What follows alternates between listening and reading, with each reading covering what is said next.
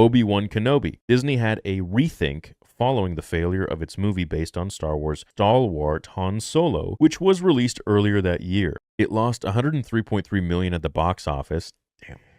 As this report revealed, and as a result of this, Obi-Wan Kenobi became a Disney Plus show. Filming was...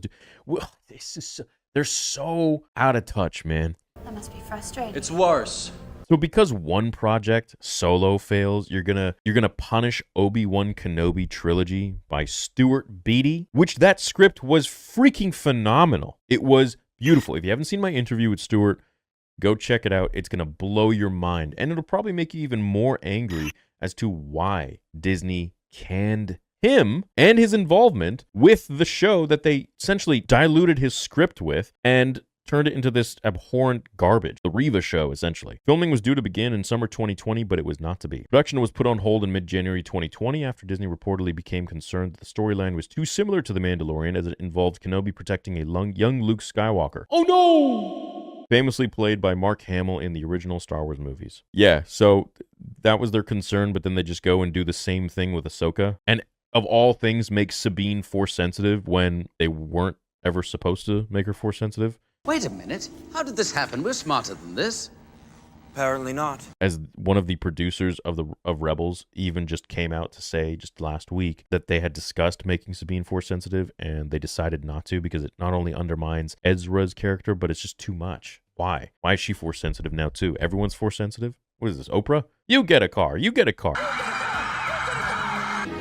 You get the Force sensitive. What is this? The delay proved to be a blessing in disguise as the pandemic soon sent the world into lockdown, giving time for Obi-Wan Kenobi's script to be reworked into shit. What an incredible smell you've discovered!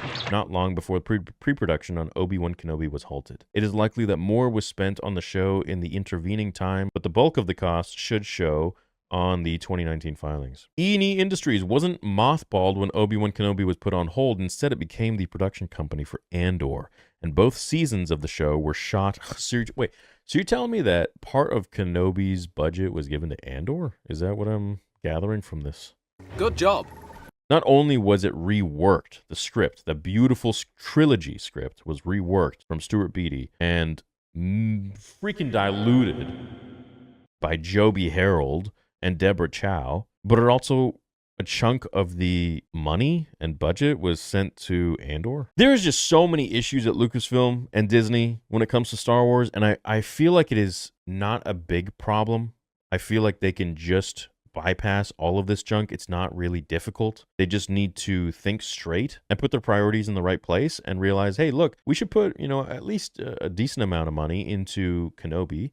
We should look at the script, maybe like how do you take that script and rework it into the trash that became the show? I'll never understand that, and that's probably okay. Everyone will agree on that.